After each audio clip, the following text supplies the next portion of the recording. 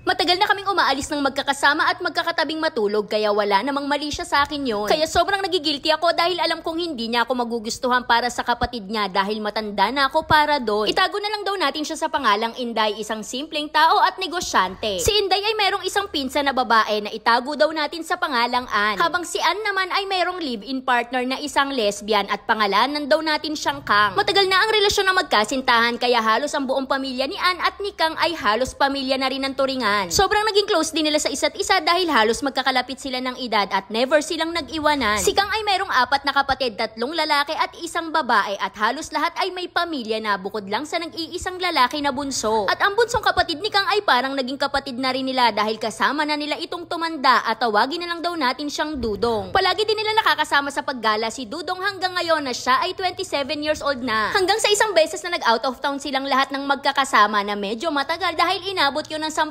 araw. Wala silang ibang ginawa kundi kumain, magsaya at mag-inom. Talagang in-enjoy nila. Pero nasa Maynila pa lang sila ay palagi siyang niloloko ni Inday na kunwari ay magjowa sila dahil single naman si Dudong nung mga panahon na yon. Ang biro ni Inday ay kunwari na siya ang nanay at si Dudong naman ang tatay pero hindi naman nagagalit sa kanya si Dudong. At kahit ganun ang kanilang biruan ay consistent pa rin na ate ang tawag niya kay Inday. At noong gabi na sila ay nagiinuman na sa lugar na kanilang pinuntahan dahil iisang kwarto lang ang kanilang inarkila dahil kasya naman silang lahat. Sa loob ng kwarto ay magkatabi silang dalawa ni Dudong at wala namang mali siya yon para kay Inday dahil matagal na rin naman silang nagkakasama. Madalas kasi silang lumakad na 4 kaya matagal na rin silang nagkakatabi-tabi sa pagtulog kaya okay lang naman yon para kay Inday. Pero hindi nawawala ang kanyang pangungulit kay Dudong pati na rin ang kanyang pang-aasar pero hindi naman kumikibo sa kanya si Dudong. Pero bago pa sila natulog nung gabi na yon ay pare-pareho na silang lasing at pare-pareho din silang pagod. At sa pagkakatanda ni Inday ay nag-shower muna siya ng gabi na yon bago pa siya nahiga at niyakap-yakap si Dudong. Kaya biniro pa silang dalawa ni Kang na o baka ma-fall kayo sa isa't isa kaya tawa naman sila ng tawa. Hanggang sa nakatulog na si Inday at tahimik na ang lahat at may naramdaman siyang humawak sa kanyang mukha. Hindi niya idinilat ang kanyang mga mata hanggang sa naramdaman niya na merong humalik sa kanyang mga labi. Pero nagpanggap na lang siyang tulog at bumaling siya sa kabilang side ng kama at hindi niya alam kung totoo ba ang pangyayari o guni-guni niya lang. Dahil pagising naman ni Inday ay parang wala naman nangyari at pumunta pa sila sa buffet ng hotel para doon na mag-agahan. Tinititigan niya mabuti si Dudong kung maiilang ba sa kanya pero parang hindi naman kaya inisip ni Inday na baka hindi naman talaga totoong nangyari. Nag-swimming pa sila nung araw na yon at meron pa silang ibang pinuntahan kaya dito na nagkaiba-iba ang kwarto nila at nagkaiba na rin ang kanilang mga kasama. Iba ang nakasama ni Dudong sa kwarto habang si Inday naman ay nakasama si Ann at si Kang. Pagkatapos nilang uminom sa kanya-kanya nilang kwarto ay nagpa siya si Dudong na lumabas ng kwarto para makapag-inuman silang dalawa ni Inday. Hanggang sa pareho na silang nalasing at bumalik na rin sila sa kanya-kanya nilang kwarto. Pero pagpasok ni Inday sa kanyang kwarto ay bigla naman nagpaalam sa kanya si Ann at si Kang na nagugutom daw sila kaya lalabas sila para kumain. Pero inalok muna siya nung dalawa kung gusto niya ba sumamang kumain pero ang sabi ni Inday ay matutulog na lang siyang mag-isa. Patulog pa lang noon si Inday nang meron siyang maramdaman na pumasok sa kanilang kwarto. Kaya nagtulog-tulugan na lang ulit si Inday at dito niya muling naramdaman na merong humawak at yumakap sa kanya. Kaya dito na nakasigurado si Inday dahil gising na gising siya nung mga oras na yon. Kinabukasan ay nagpanggap na lang si Inday na parang wala lang dahil hindi niya matitigan sa mga mata si Dudong. Kinakabahan si Inday at nahihiya na rin siya kaya hindi niya na masyadong binibiro pa si Dudong. Iba na rin ang nararamdaman ni Inday sa tuwing tinatabihan siya ni Dudong kaya simula ng araw na yon ay hindi na siya uminom. Mas naunang umuwi si Dudong sa Maynila bago pa si Inday dahil meron pa siyang kailangang ayusin kaya mas lalong gumulo ang kanyang isipan. At noong si Inday naman ang pabalik ng Maynila ay namumroblema siya kung sino ba ang magsusundo sa kanya dahil bigla siyang nagkasakit. Kaya naisipan niya sana na mag-grab na lang pero biglang tumawag sa kanya si Dudong at tinanong kung anong oras ba siya uuwi dahil siya na lang daw ang susundo kay Inday. At noong palabas na si Inday ng airport ay nakita niya si Dudong na parating kaya bigla na lang siyang kinabahan at pinagpawisan ng malamig. Kinuha ni Dudong ang kanyang bagahe at tinanong siya kung kamusta ang naging biyahe kaya naging formal naman ang kanilang usapan. Niyaya pa siya ni Dudong na kumain at uminom bago sila umuwi pero ang sabi niya ay sumasakit ang kanyang tiyan. At habang nasa biyahe sila ay huminto muna sila sa isang 7-Eleven dahil may bibilin daw si Dudong. Pero habang naglalakad si Dudong ay tinititigan siyang mabuti ni Inday at ang sabi niya sa kanyang sarili ay nahuhulog na siya. Hindi maintindihan ni Inday pero alam niyang meron siyang kilig na naramdaman dahil parang gwapong-gwapo siya kay Dudong. At noong makarating na sila sa bahay nila Inday at habang binababa ang kanyang maleta ay tinanong siyang bigla ni Dudong kung hindi daw ba talaga siya gising nung sila ay nasa hotel nung iniwanan silang dalawa ni Ann at ni Kang. Sumagot naman si Inday nang hindi siya gising at ang sabi niya na lang ay salamat sa pagsundo. Pagkalipas ng ilang linggo ay niyaya siya ni Dudong para lumabas at uminom daw silang dalawa at pumayag naman si Inday. Nagpunta silang dalawa sa Tagaytay at doon sila uminom at ang sabi ay wag na daw silang umuwi sa kondo dahil doon na daw sila matutulog. matulog. Pumayag naman si Inday at habang nakahiga silang dalawa ay dito na siya ulit hinalikan ni Dudong. Kaya dito na nangyari ang at ikabo at umaalab na pangyayari kay Inday at kay Dudong. Pero pagkatapos ng pangyayaring yon ay sinabi niya kay Dudong na mali ang kanilang ginawa. At ang sagot naman sa kanya ni Dudong ay paano mo nasabing mali, pareho naman nating ginustong dalawa. Simula nun ay palagi na silang magkasamang dalawa halos araw-araw at gabi-gabi kaya nakakahalata na rin ang mga kaibigan at kamag-anak nila. Pero hanggang ngayon ay wala pa ring umaamin sa kanila kay Ann at kay Kang. Kaya ang tanong ko lang po ay sa tingin niyo po ba na tama ang ginawa ko dahil nagigilty po kasi ako dahil kay Kang. Dahil alam kong hindi niya ako magugustuhan para sa kapatid niya dahil matanda na ako para sa kanya. Tinanong ko naman po si Dudong kung ano ba ang gagawin namin o sasabihin sa kanila pero ang sabi ni Dudong ay kailangan na daw namin sabihin. Pero para sa akin po ay parang ayoko dahil nahihiya ako na parang hindi ko kaya. Kaya sana po ay mabigyan nyo ko ng payo hanggang dito na lang Ate Charis. At kagaya nga na sinabi mo kanina na nakakahalata na sila kaya sa tingin ko ay alam na nila yan. Ang hinihintay lang nila ay yung confirmation na galing sa inyong dalawa. Kasi alam mo Inday, kung ako yung nasa kalagayan ni Kang, hindi ko naman mamasamain kung naging jowa ng kapatid ko yung kaibigan ko. Siguro kung meron akong ikasasama ng loob ay walang iba yung kundi yung paglilihim nyo tungkol dito. Kasi possible naman na hindi siya magalit kapag nalaman niya na magkarelasyon kayong dalawa ng kapatid niya pero pwedeng sumama ang loob niya kapag nalaman niyang pinaglihiman nyo siya. Kaya kung si Ate Charis ang tatanungin mo, siguro mas maganda na dalawa kayong humarap ni Dudong kay Kang at kay Ann para magtapat na. Dahil habang pinatatagal mo yan ay parang mas lalo nyo lang pinahihirapan yung mga sarili nyo dahil tago na lang kayo ng tago. Saka palagi mo tatandaan na kapag mahal mo ang isang tao, hindi mahalaga kung gaano kalaki ang agwat ng edad nyo. Kaya para sa mga gustong sumulat, dito lang po yan sa ating Facebook page na Saycarp. Huwag kalimutan mag-follow para updated ka everyday. Kaya yun lang. Like and share para alam mo kung ano namin bukas. Bye-bye!